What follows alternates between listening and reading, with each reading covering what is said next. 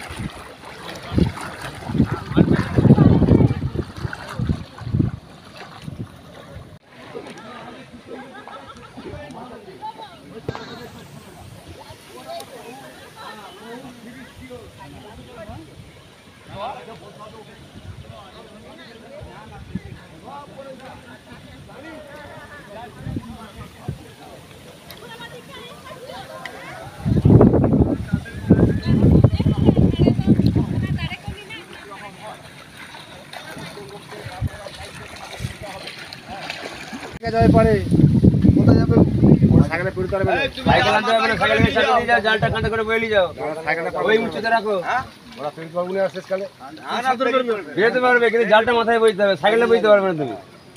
সাইকেলে স্কুলে রেখে মাথায় জালটা নিয়ে বেরিয়ে পড়বে না, ও তো আমার ইয়ে করার দরকার নেই। তোর মোটামুটি কাপাতে তিরপল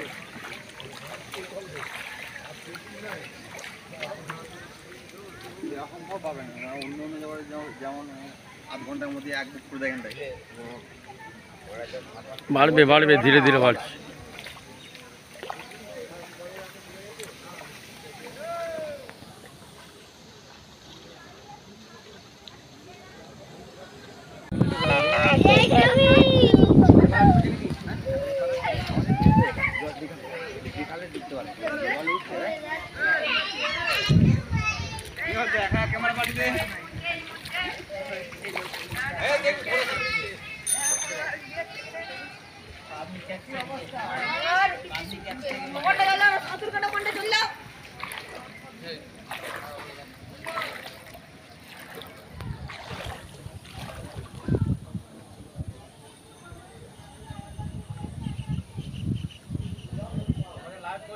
এই যে জলের পরিস্থিতি এইরকম, যদি জল বাড়ে কি হতে পারে, কি ঘটতে পারে?